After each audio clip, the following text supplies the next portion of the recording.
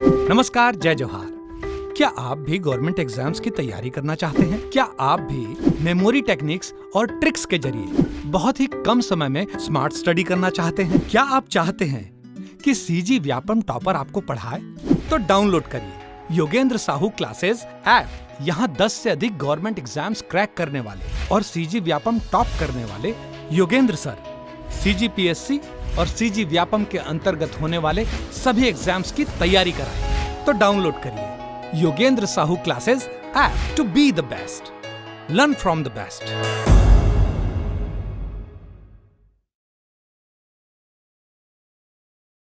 कोई भी सपना साकार करने के लिए सबसे जरूरी है सही कोच का होना। चुनिए Yogendra Sahu classes first rank को और करें अपने सीजी व्यापम CGPSC का सपना साकार।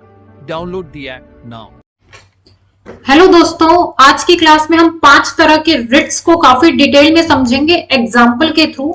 एक्चुअली रिट्स जो होते हैं वो काफी टफ लगते हैं क्योंकि हम इन्हें बिना एग्जाम्पल के समझते हैं, तो एग्जाम्पल के थ्रू समझेंगे तो बहुत ही इजी होगा। मेरा नाम है मनीषा मौर्य, योगेंद्र साहू क्लासेस में आप सबका स्वागत है। हमारी ये पॉलिटी की क्लास नंबर 9 है, तो चलिए स्टार्ट करते हैं। दोस्तों इमेजिन कीजिए आपको आर्टिकल 19 के क्लॉज 1 के सब क्लॉज A में freedom of speech and expression दिया गया है। मतलब आपका जो मन कर रहा है आप वो बोल सकते हैं, आप कोई चीज एक्सप्रेस करना चाहते हैं वो एक्सप्रेस कर सकते हैं। अगर आपसे आपका बोलने का अधिकार छीन लिया जाए तो क्या होगा फिर? अच्छा, वो याद है आपको, हमने पढ़ा था आर्टिकल 22 में जब आपको पुलिस अरेस्ट करती है या किसी को भी पुलिस अरेस्ट करती है तो 24 घंटे के अंदर उसको मजिस्ट्रेट के सामने पेश करना होता है। क्या होगा जब मजिस्ट्रेट के सामने पुलिस पेश ही ना करे और वो उसको जेल में ही अंदर रख दे? आर्टिकल 21 में राइट टू लाइफ दिया गया है। अगर आपसे आपकी जिंदा रहने का ही अधिकार छीन लिया जाए तो आप कहां जाएंगे? कहने का मतलब ये है, अगर आपसे आपका फंडामेंटल राइट ही छीन लिया जाए या कम कर लिया जाए तो आप कहां जाएंगे? आप जाएंगे कोर्ट। कौन से कोर्ट? आप सुप्रीम कोर्ट भी जा सकते हैं और आप हाई कोर्ट भी जा सकते हैं। सुप्रीम कोर्ट जा सकते हैं अंडर आर्टिकल 32 जो कि हमारा खुद का एक फंडामेंटल राइट है के तहत, और आर्टिकल 226 के तहत आप हाई कोर्ट जा सकते हैं। क्लियर है ये चीज? अब हम बात करते हैं कि ये रिट्स क्या होता है। रिट्स होता है एक फॉर्मल रिटन ऑर्डर जो कोर्ट देता है, एक फाइनल ऑर्डर होता है कि इसको करना ही होगा, ये कोर्ट का फाइनल ऑर्डर होता है। अगर उसको ना माना जाए तो फिर कोर्ट सीधा एक्शन लेती है। ठीक है, तो ये एक रिटन फॉर्मल ऑर्डर होता है जो कि सुप्रीम कोर्ट और हाई कोर्ट के द्वारा इशू किया जाता है। कब इशू किया जाता है? जब हमसे हमारा फंडामेंटल राइट को कोई छीने या वायलेट करे।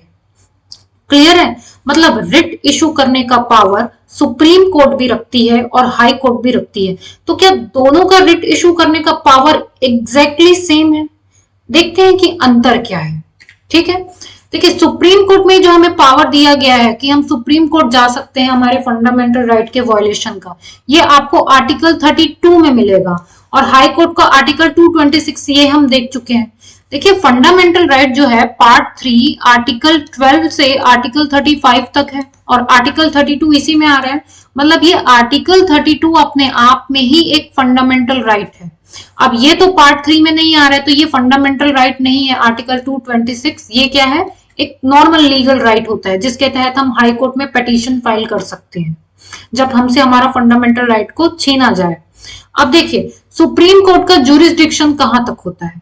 सुप्रीम कोर्ट का ज्यूरिसडिक्शन तो पूरे देश में होता है, और हाई कोर्ट का जिस स्टेट में हाई कोर्ट है केवल वहीं तक। तो हम ये बोल सकते हैं क्या कि सुप्रीम कोर्ट का जो ज्यूरिसडिक्शन होगा वो ऑल ओवर कंट्री में होगा। मतलब ये बहुत ही ब्रॉडर टेरिटोरियल ज्यूरिसडिक्शन रखता है, बहुत ब्रॉड है इसका ज्यूरिसडिक्शन, पूरे देश में। लेकिन हाई कोर्ट का तो वही है, जिस स्टेट में हाई कोर्ट है केवल वहीं तक का उसका ज्यूरिसडिक्शन रहेगा। क्लियर है? मतलब सुप्रीम कोर्ट ज्यादा पावरफुल है यहाँ पर ज्यूरिसडिक्शन के मामले में। नेक्स्ट हम अंतर देखते हैं। अब क्या हो रहा है, सुप्रीम कोर्ट के पास हम जा सकते हैं जब हमसे हमारा फंडामेंटल राइट वायलेट किया जाए। भाई फंडामेंटल राइट में आर्टिकल 12 to 35 ही तो है। अब इसके बाहर भी तो बहुत सारे राइट्स दिए गए हैं। फंडामेंटल राइट पार्ट 3 के बाहर भी बहुत सारे राइट्स दिए गए हैं ना हमारे कॉन्स्टिट्यूशन में, और कॉन्स्टिट्यूशन के बाद भी पार्लियामेंट के तहत हमें बहुत सारे राइट्स दिए गए हैं। मतलब अगर हमसे हमारा लीगल राइट या स्टैट्यूटरी राइट छीना जाए तब हम क्या सुप्रीम कोर्ट जाएंगे? देखिए क्या हो रहा है, जब आपसे आपका फंडामेंटल राइट छीना जाए तब आप जा सकते हैं सुप्रीम कोर्ट भी, और तब आप जा सकते हैं हाई कोर्ट भी। क्लियर है? लेकिन अगर आपसे आपका लीगल राइट छीना जाए तो आप सिर्फ हाई कोर्ट जाएंगे, तब आप सुप्रीम कोर्ट नहीं जा सकते। सुप्रीम कोर्ट सिर्फ फंडामेंटल राइट जब वायलेट होता है तब काम करता है, तभी वो रिट इशू कर सकता है। हम ये बोल सकते हैं कि सुप्रीम कोर्ट का जो स्कोप है वो बहुत ही नैरो है, लेकिन हाई कोर्ट का जो स्कोप है वो वाइडर है। वो फंडामेंटल राइट, लीगल राइट और कॉन्स्टिट्यूशनल राइट, तीनों राइट के खिलाफ जो है वो अगर वायलेट होता है तो उसके खिलाफ रिट इशू कर सकता है। क्लियर है? नेक्स्ट क्या है हमारा, ये हम समझ चुके हैं कि आर्टिकल 32 क्या है, हमारा फंडामेंटल राइट है क्योंकि ये पार्ट 3 में है, और ये हमारा एक लीगल राइट है। क्लियर हो गया? ये एक बार और देख लें, ये आर्टिकल 32 में है हमारा सुप्रीम कोर्ट में रिट इशू करने का पावर, और हाई कोर्ट में आर्टिकल 226 के अंडर में है। सुप्रीम कोर्ट पूरे देश के लिए जो है वो रिट इशू कर सकता है, और हाई कोर्ट जहां पर है उसी स्टेट के लिए, या फिर हम बोल सकते हैं उसी जुरिस्डिक्शन के लिए। सुप्रीम कोर्ट सिर्फ फंडामेंटल राइट को वायलेट होने पर रिट इशू करता है, और हाई कोर्ट फंडामेंटल राइट और लीगल राइट किसी भी तरीके का राइट वायलेट होने पर जो है ये रिट इशू कर सकता है। बहुत ही आसान सा है। अब हम जाते हैं कि रिट्स जो होते हैं, जो सुप्रीम कोर्ट और हाई कोर्ट इशू करता है, वो कितने तरह के होते हैं? वो 5 तरह के होते हैं। एक बार पढ़ के देखते हैं। हैबीस कॉर्पस, मैंडेमस, प्रोहिबिशन, सर्सरी, क्वो वारंटो। देखिए प्रोनाउंसिएशन जो है वो हर कोई अपने अपने तरीके से लेता है, अपन को प्रोनाउंसिएशन पे नहीं जाना है, अपन को मीनिंग समझना है कि ये होता क्या है। क्लियर है?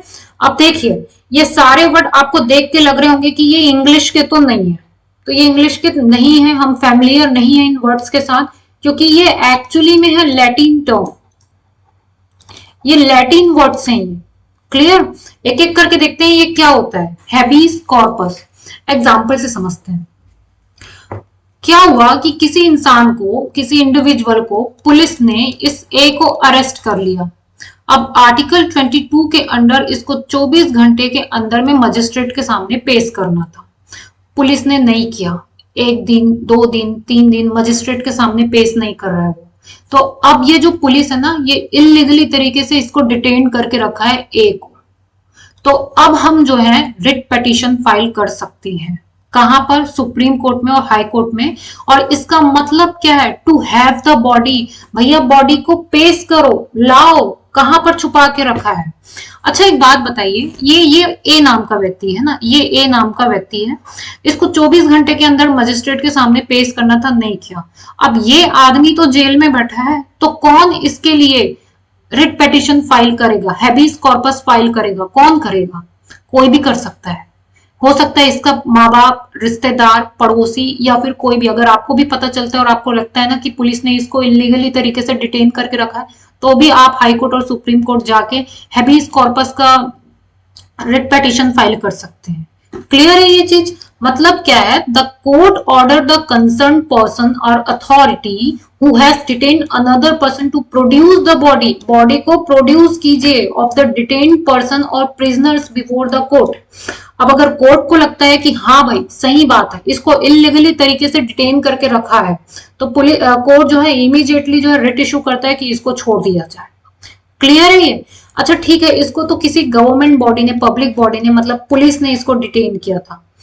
आपके पड़ोस में किसी महिला को किसी पुरुष ने इलीगली तरीके से डिटेन करके रखा है, और आपको पता है कि ये महिला को जबरदस्ती जो है घर में बंद करके रखा जा रहा है।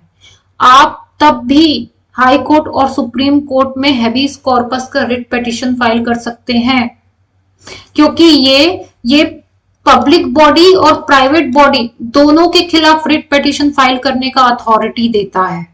क्लियर है? तो ये एकमात्र हम बोल सकते हैं एक ऐसा रिट है जो पब्लिक बॉडी और प्राइवेट बॉडी दोनों के खिलाफ जो है वो काम करता है। किस लिए? कि जिस बॉडी को, मतलब जिस व्यक्ति को इलीगल तरीके से डिटेन किया है उसको लाइए, कोर्ट के सामने पेश कीजिए, प्रोड्यूस कीजिए। तो ये है हैबियस कॉर्पस। क्लियर है? अब देखिए हैबियस कॉर्पस ये हम देख चुके हैं, कोई भी कर सकता है, जनरल पब्लिक, रिलेटिव, फ्रेंड, कोई भी, आप भी कर सकते हैं। हैबियस कॉर्पस कहां पर यूज नहीं किया जा सकता? जब उस व्यक्ति को लीगली जो है लॉफुल तरीके से डिटेन किया गया हो। अब उसको 10 साल की सजा सुनाई गई हो, अब आप बोलोगे कि नहीं आप कोर्ट के सामने प्रोड्यूस करो, तो भैया कोर्ट ने तो उसको सजा सुनाया है। अगर उसने कोर्ट का अपमान किया है, कोर्ट ने खुद उसको जेल भेजा है, डिटेन किया है, तब भी हैबियस कॉर्पस रिट नहीं फाइल किया जा सकता। क्लियर है? अब ये है कोई पर्टिकुलर हाईकोर्ट है, मतलब एग्जाम्पल से समझिए, ये बिलासपुर हाईकोर्ट है, छत्तीसगढ़ का बिलासपुर हाईकोर्ट है, और कोई व्यक्ति रहता है कोलकाता में। तो आप बिलासपुर हाईकोर्ट में इस व्यक्ति के लिए रिट पिटीशन फाइल नहीं कर सकते, हैबियस कॉर्पस फाइल नहीं कर सकते। क्यों? क्योंकि बिलासपुर हाईकोर्ट का ज्यूरिसडिक्शन कोलकाता में नहीं है। क्लियर है? तो पर्टिकुलर हाईकोर्ट के ज्यूरिसडिक्शन के बाहर वो रिट पिटीशन फाइल नहीं किया जा सकता। आप जाइए कोलकाता हाईकोर्ट और वहां पर रिट पिटीशन फाइल कीजिए। बिलासपुर जो है, मतलब अपना जो छत्तीसगढ़ वाला एरिया है, ये केवल उतना ही ज्यूरिसडिक्शन के लिए काम करेगा। क्लियर है? कंटेम्प्ट ऑफ कोर्ट, कोर्ट की अवमानना की है, कोर्ट के खिलाफ गलत बात किया है या लेजिस्लेचर के खिलाफ गलत बात किया है, तो आपको डिटेन किया गया है तो भी कुछ नहीं हो सकता। क्लियर? नेक्स्ट हम देखते हैं मैंडेमस। मैंडेमस का मतलब होता है अपना काम करो, to do your job, we command. जैसे कि हम मान के चलते हैं हम पुलिस थाने में गए, हमको एफआईआर लिखवाना है, पुलिस एफआईआर लिख ही नहीं रहे। हमने मजिस्ट्रेट के सामने कंप्लेन किया, मजिस्ट्रेट कंप्लेन ले ही नहीं रहे। हम जो है एडमिनिस्ट्रेटिव अथॉरिटी के पास बहुत सारे काम होते हैं, हम अपना कोई काम उनसे करवाना चाहते हैं जो उनके पावर में आता है, वो काम कर ही नहीं रहे, तो अब क्या करें? तब जो होता है ना, तब मैंडेमस जो है ये रिट पिटीशन फाइल किया जाता है। किस लिए? पब्लिक अथॉरिटी को ये डायरेक्ट करता है कि to do your job, to perform your public duties.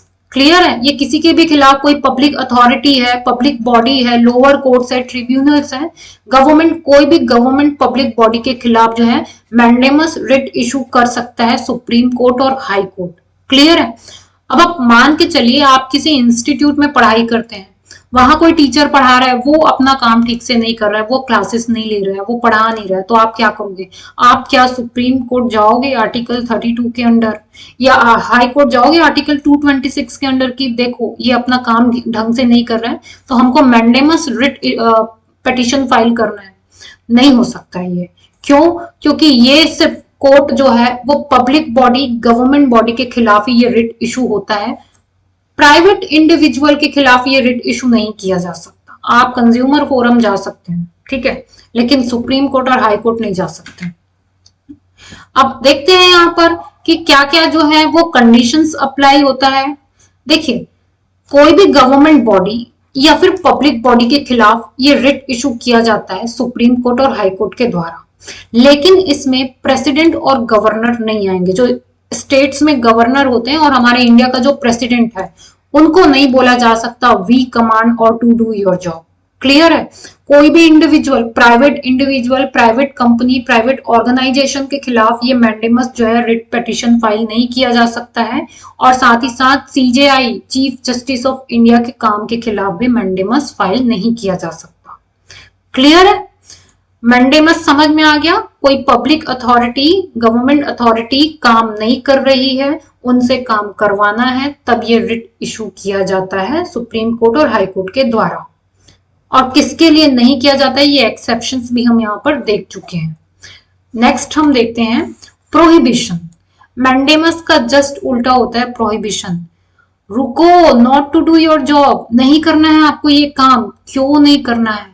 क्योंकि आप अपने ज्यूरिसडिक्शन से बाहर जाके काम कर रहे हैं। क्लियर है? एग्जाम्पल से समझे, मान के चलते हैं एक 16 साल का बालक है, इसने किसी तरह का कोई क्राइम कमिट किया है। आपको तो पता है ये माइनर है, तो माइनर है तो इसको जुवेनाइल कोर्ट में इसका ट्रायल चलेगा ना, लेकिन जुवेनाइल कोर्ट में इसका ट्रायल नहीं चल रहा है, सेशन कोर्ट में, सेशन, ठीक है, लोअर कोर्ट में इसका ट्रायल चल रहा है, सेशन कोर्ट में इसका ट्रायल चल रहा है।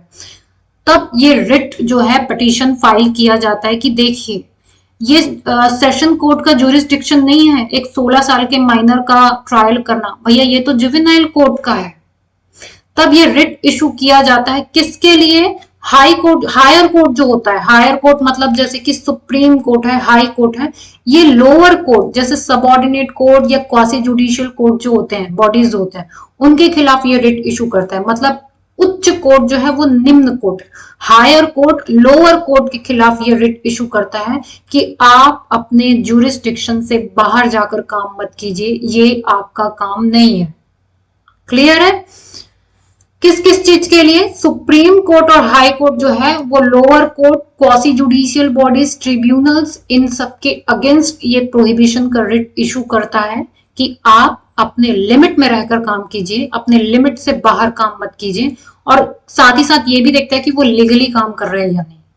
क्लियर? तो ये है प्रोहिबिशन। प्रोहिबिशन नाम से ही समझ में आ रहा है ना, प्रोहिबिट किया जा रहा है, रोका जा रहा है, नहीं करना है आपको ये काम।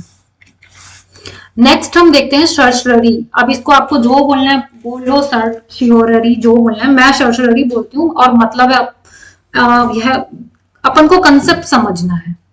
इसमें क्या है? इसमें यह है कि हायर कोर्ट जो होता है वो लोअर कोर्ट को डायरेक्ट करता है कि आप जो जजमेंट पास किए हो ना, सारे डॉक्यूमेंट मुझे पेश करो। जो भी लोअर कोर्ट जो होता है, जैसे कि अपना जो सेशन कोर्ट है, वो अगर कोई जजमेंट पास करता है और ऐसा लगता है कि इसने सही तरीके का जजमेंट पास नहीं किया है, तो फिर हायर कोर्ट लोअर कोर्ट को डायरेक्ट करता है कि सारा डॉक्यूमेंट, अपना जजमेंट, ग्राउंड्स मेरे सामने पेश करो। हायर कोर्ट चेक करता है कि इसने लीगली, कॉन्स्टिट्यूशनली जो है जजमेंट पास किया है या नहीं। अगर लीगली पास किया है तो फिर ठीक है, और अगर इनलीगल है, वो उसके ज्यूरिसडिक्शन से बाहर है, तो फिर स्क्वैश हो जाता है। क्लियर है? और साथ ही साथ एक और कारण भी होता है। क्या होता है?